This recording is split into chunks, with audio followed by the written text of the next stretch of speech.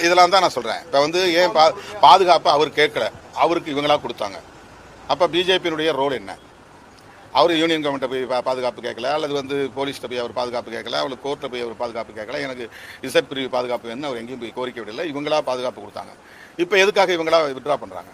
இப்போ என்ன நெருக்கடியை இவர்கள் தர முயற்சிக்கிறார்கள்? இப்போ மறுபடியும் விஜய் அவர்களை தன்னுடைய கைப்பாவையாக வைத்துக்கொள்ள பாரதிய ஜனதா முயற்சிக்கிறது. ஆளுநரும் அதற்கு ஏற்ப செயல்படுவது போல் தெரிகிறது. உடனடியாக அவரை பதவியேற்க அனுமதிப்பதுதான் அரசியல் சட்டப்பூர்வமான கடமை. இதை ஆளுநர் செய்யவில்லை என்றால் தமிழ்நாட்டு அரசியலை மேலும் அவர்கள் குழப்பப் போகிறார்கள் என்றுதான் பொருள். பொதுமக்களில் ஒருவன் தம்பிராமையா, கேரள ஆளுநர் மற்றும் தமிழ்நாடு பொறுப்பு ஆளுநர் ஐயா அலேக்கர் அவர்களுடைய பாதம் தொட்டு நான் வணங்குகிறேன்.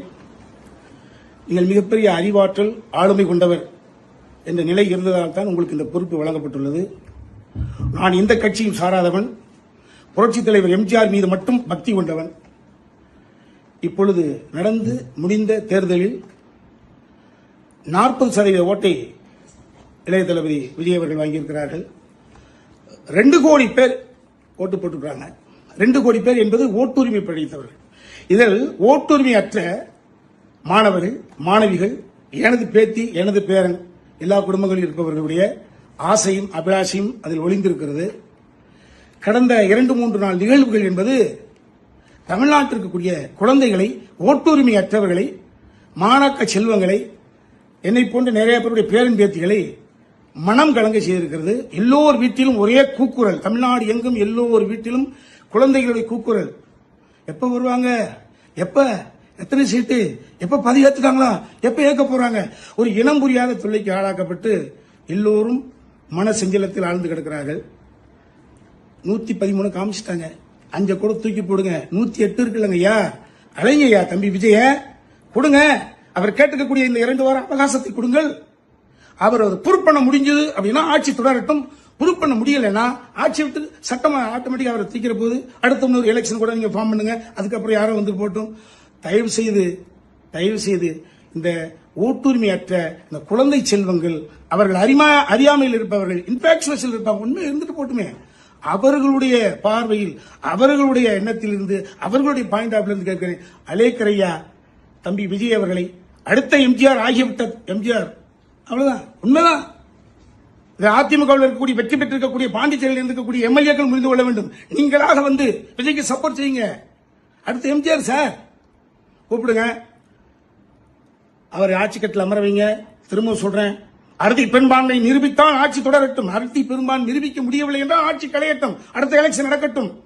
அலேக்கரையா, அலைங்களையா தம்பி விஜய், இந்த குழந்தைகளையும் சிறார்களையும் மன ஊனத்திலிருந்து காப்பாற்றுங்களையா. வந்து பாரதிய ஜனதா கட்சி அல்லது அமித்ஷா, மோடி ஆகியோர் தமிழ்நாட்டு அரசியலுக்குள் தலையீடு செய்து குழப்பத்தை உருவாக்கி கொண்டிருக்கிறார்கள்.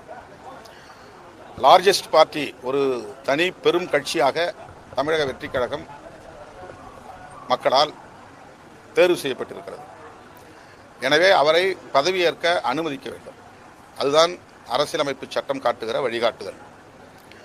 அவர் ஆதரவு கோரிய நிலையில் இன்னும் அது தொடர்பாக ஆளுநர் எந்த முடிவையும் எடுக்காமல் இங்கே குழப்பம் உருவாவதற்கு இடம் கொடுக்கிறார். இது ஏற்புடையதல்ல. அடுத்து, தாவேகாவுக்கு ஆதரவு தெரிவிக்கக்கூடியவர்கள் யார் யார் என்ற பட்டியலை ஆளுநர் கோர முடியாது. உனக்கு யார் சப்போர்ட் பண்ணுறா, 118 கொண்டு வந்து என்ற ப்ரூவ் பண்ணிவிட்டு அப்புறம் நீங்கள் வந்து பதவி ஏற்புக்குவாங்க அப்படின்லாம் சொல்ல முடியாது.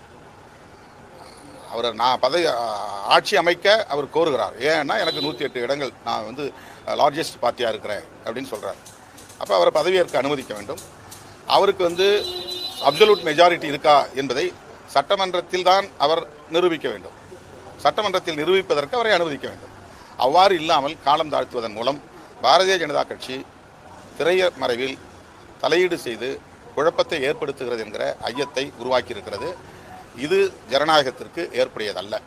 எங்களை பொறுத்தவரையில் மக்கள் அளித்த தீர்ப்பின்படி விஜய் அவர்கள் முதல்வராக பதவியேற்பதுதான் சரி.